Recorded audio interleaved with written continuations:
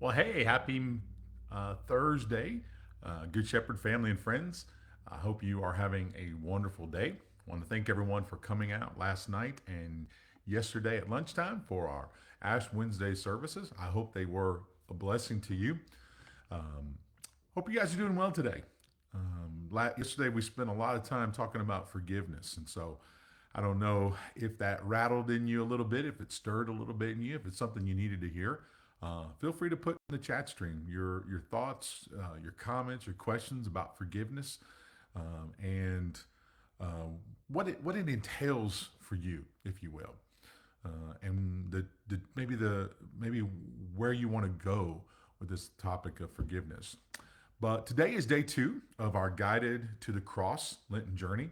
And today we are looking at the story of Jesus and the anointing that he receives from Mary in her home. And Lazarus is present, and so is Judas and the rest of the disciples. And so we're going to be in John chapter 12, beginning at verse 1, going through verse 11. We're on page 24. So you want to get your guide out. We're on page 24, looking at our Discovery Bible study for the day. And here's what John tells us in John chapter 12. I'm just going to go ahead and read it for us. It says, "Now 6 days before the Passover, Jesus came to Bethany, where Lazarus was, whom Jesus had raised from the dead. And so they gave a dinner for him there. And Martha served, and Lazarus was one of those reclining with him at the table. And Mary therefore took a pound of expensive ointment. In fact, I think this ointment is like worth like a year's wages almost, made from pure nard, and appointed and anointed the feet of Jesus and wiped his feet with her hair. And the house was filled with the fragrance of the perfume. But Judas Iscariot, one of his disciples, he who was about to betray him, said, "Why was this ointment not sold for 300 denarii and given to the poor?" And he said, "This is not because he cared about the poor, but because he was a thief. And having charge of the money bag, he used to help himself to what was put into it." And Jesus said, "Leave her alone, so that she may keep it for the day of my burial. For the poor you'll always have with you, but you do not always have me." And when the large crowd of the Jews learned that Jesus was there, they came not only on account of him, but also to see Lazarus, whom he had raised from the dead. So the chief priests made plans to put Lazarus to death as well, because on account of him, many of the Jews were going away and believing in Jesus. And this is the gospel of the Lord. All right. So we got this story, right? We got Jesus, who's in the home of Mary, Martha, and Lazarus. This is after Lazarus has been raised from the dead. This is before Jesus is betrayed. And we're 6 days from the Passover. So this is the beginning of Holy Week, right? And we have this very fascinating scene, right? So let's ask our questions. Number one, what does this tell us about God? What do you see in this story about God? What stands out to you about what Jesus is doing? What do you sense from the Lord in this moment? As I was kind of working through this text today, this is what I wrote down. And it's I don't think it really hit me until I read this today. Jesus has dinner with a man raised from the dead and a crooked thief.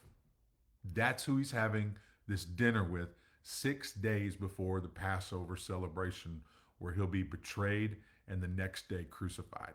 How's he spending his last week? He's having dinner with a man raised from the dead, and he's having dinner with a crooked thief. Wow. I just made me think. This is who Jesus is, right? He eats dinners with sinners, right? And he eats dinner with those whose lives have been changed by him. I also wrote down Jesus let. This has really struck me about God, and I don't really know what to make of this. Jesus let Judas remain a disciple even though he was a thief. I mean, Jesus knew that Judas was taking money from the money bag. I don't know if any of the other disciples did. It doesn't tell us that. But Jesus makes this conscious decision to let Judas, who is this thief, remain in his presence. That's something to think about. And that just thinking, I mean, like, not only does God raise Lazarus from the dead, right? He has the power to raise Lazarus from the dead, right? But he then goes have dinner with him, right? He sits down and has a meal with him. I think that's just remarkable, right? So that's question number one. What does this tell me about God? Question number two, what does this tell me about myself or the world? What really struck me is Judas's comment. He said, why, Judas's comment really struck me. He says, why was this ointment not sold for 300 denarii, right? And a denarii is 1 day's wage. So you're basically talking a year's salary, okay? And so that comment struck me because he says, why wasn't this ointment sold, right? And then given to the poor? Given to the poor. And the reason that struck me is because there's so many moments that you hear that comment is made else in many other places in today's society, right? A church will build a big facility and they'll go, well, all that money could have been used for the poor, right? And or the church did this function, that money could have been used for the poor. And if anybody knows me, I have a real heart for those who are poor. I think the church should be the most generous place on the planet, right? But what Judas's statement reminds me of, and it's something I think we always need to ask the question. When we question something, what is our motive? Is our motive that we really care about the poor? Is why we're criticizing a church, organization, whoever it may be, of what they're doing with their money? Or do we just not like what they're doing with their money? Let's just be honest about that. Let's not couch the use of money and what people do with it, um, in a noble gesture of, well, if you really want to do something, you could have helped the poor, right? And I think, look, we should have a heart for the poor. We should be generous to the poor. We should care for the poor the way Jesus talks about often and the scriptures, talk about often, right? Um, but let that be its own separate thing, right? Because Jesus says, even Jesus says, like, look, you're going to have poor with you all the time, right?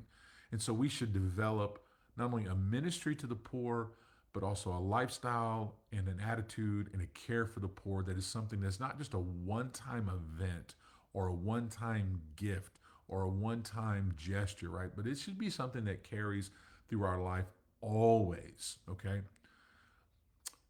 But if we have motives for something else, let's not couch it in caring for the poor the way Judas does. Judas has no care for the poor, but he's going to criticize Mary for this generous act that she does. So that's what, kind of talking about ourselves and the world. What are our motives when we think about things? Okay. And then number three, what's the one thing that I needed to listen to Jesus in this reading? And here's my takeaway. And it was kind of the story starts off is they're having dinner with Jesus. And so this is what I wrote down. And I don't know, it just came to me, right? I said, do I rush around in life that I'm only snacking with Jesus? Or do I take the time to have a meal with Jesus? And so that was my takeaway, is that I don't want to just snack with the Lord. I want to be like Mary. I want to be like Martha. I want to be like the rest of his disciples. And I want to sit and I want to eat. And I want to take time and I want to be with Jesus. And I want the presence of Jesus to really speak into my life, and so that my heart is in line with him, my soul is in line with him, my mind is in line with him, and that his presence brings me his joy. Um, you know, yeah, yeah, that was my takeaway. So, what's yours? How would you answer these three questions? So, just go ahead and take a moment in the chat streams and let me know what you think, and I'll reply back after you share your answers. And I hope you guys are doing well today. Tomorrow is day 3, and tomorrow we'll kind of pick up on the second part of this story with the John's look at the triumphal entry. So we read Luke's yesterday, so we'll read John's today, and it has a little bit different flavor to it, right? And so we'll read that together. So it's a good way to start the week. All right, guys, y'all be blessed and encouraged today in the Lord.